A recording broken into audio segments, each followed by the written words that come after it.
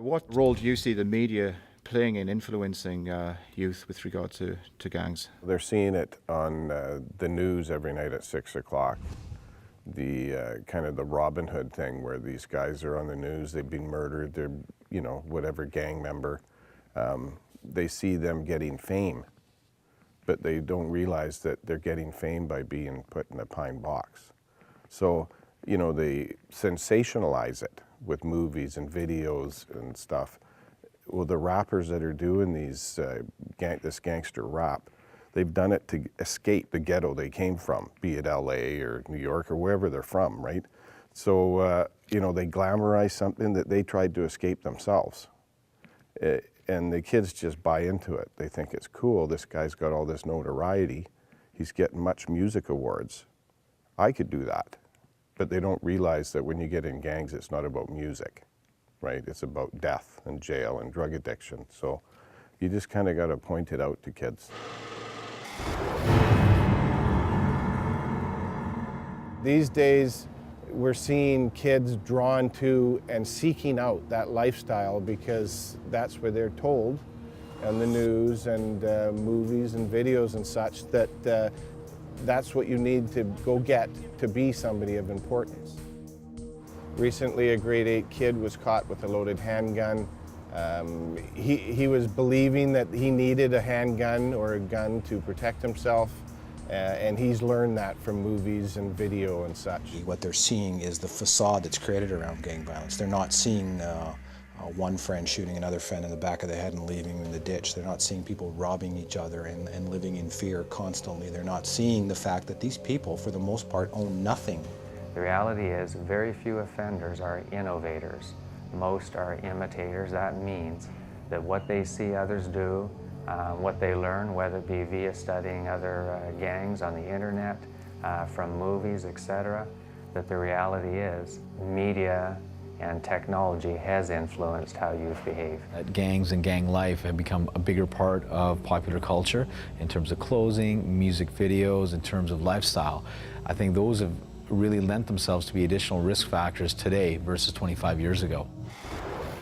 What about social media? I mean, do you see this having a larger impact these days? Yeah, well, the message gets out there quicker. Some of this stuff goes viral, right? 100,000 people see it in 24 hours. So if you want to recruit kids and get them interested in gangs, you can do it overnight now, right? But again, you got to point out that it's not sensational. It's death, right? So they just don't understand. They don't grasp the reality of it. Taking up that point, Dawn, do you see that too as well? There's a bit of a desensitization. Oh, absolutely. I mean, kids' worlds now is video and music for the most part. Way more than it ever used to be, I think. Just the whole violence and what they're seeing and what they're experiencing. And like Doug said, when it's on the front page of the newspaper on the 6 o'clock news, almost on a daily basis, another gang problem, a gang hit, gang wars. And we're hearing that constantly. And in the schools, they think it's cool. They think it's hip. They think it's modern. They don't really see the realities of what being a gang member is. Like Doug says, the death. They don't really know what that means. They don't truly know what going to jail means in that kind of life existence. So there's a lot of influences from the media that glamorize it, make it seem wonderful and a powerful, fun way to live. And there's not enough media on the other side to show the realities and the truths about it. So do you see that maybe as one of the solutions, that there needs to be more of a balance maybe? Yeah, I think it would help.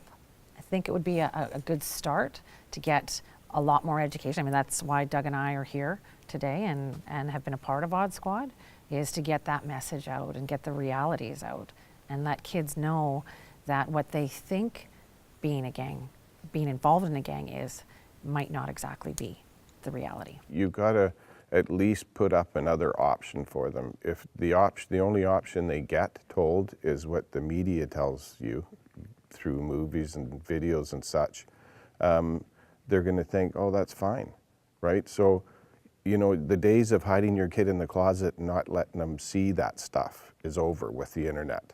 They can find out how to be a gangster, how to use a gun, how to make dope overnight, if not minutes. So Like if somebody's going to tell them about it, don't let it be the gang members, because they won't tell them the truth. Show them the reality and the truth of it. That's the way you're going to steer them away from it.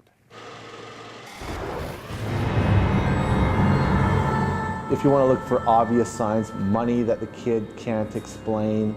New Blackberries, new iPhones. Possessing weapons, being involved in criminal offenses. Increased use in relationship to cigarettes, alcohol, and/or drugs. Expensive clothes that the parents didn't pay for. Any increase in their monetary cash flow. Large social network, now all of a sudden those things are gone. The grades have fallen. There's a new social group or new friends that he or she won't introduce people to. Students who are suspended or expelled from school have an exponentially increased likelihood of engaging in criminal behavior. Any significant shift in their behavior baseline, just asking yourself, what is typical for my child? And what would you say are some of the major warning signs that you tend to see, or you've heard that parents will see? Don and I have seen it over and over again. The monetary money, the kid's not working, or he's working at Subway and he's got a $500 wad on his bedroom table. He's driving an Escalade. Where do you get the Escalade? It's pretty obvious stuff, right? They're wearing designer clothes. They have a $1,000 cell phone or iPhone or whatever, right? They start, you start seeing them with new friends that come and pick them up, but he won't introduce you to them. These aren't kids that you know from the school. It's almost like he's hiding them from you, the parent. So you gotta like wake up and start asking questions. Where did you get the car? Where do you get the money? Who are your new friends? You got to get involved in your kid's life, right? If you sit back and just expect him to figure everything out on his own, he may figure the wrong thing. And would you say, Dawn, they're the major things that parents should be worrying about? Yeah, it's a combination. It's a combination of a whole bunch of things. I mean, I think parents should know their children, and they should know what they're capable of doing, and when their grades are failing, or they're being kicked out of school, or having problems with the law. Now they're starting to be arrested. You find drugs in their pockets or in their room, or they come home, smelling like they just smoked marijuana. There's a whole bunch of signs, but like Doug says, I mean, if parents don't get involved in their children's life, that can contribute to a bigger problem right there. What advice would you give the parents start to see some of these warning signs? In terms of intervention, how do you feel that parents should go about this? Well, just to kind of continue, what I was saying and what Doug was saying, we need to get involved. You need to recognize and not turn a blind eye to it. It's not okay for your child to not explain where they got $500 cash from. So be involved with them, get them involved in some other activities, extracurricular activities, outside activities, keep them busy, find some structure for them.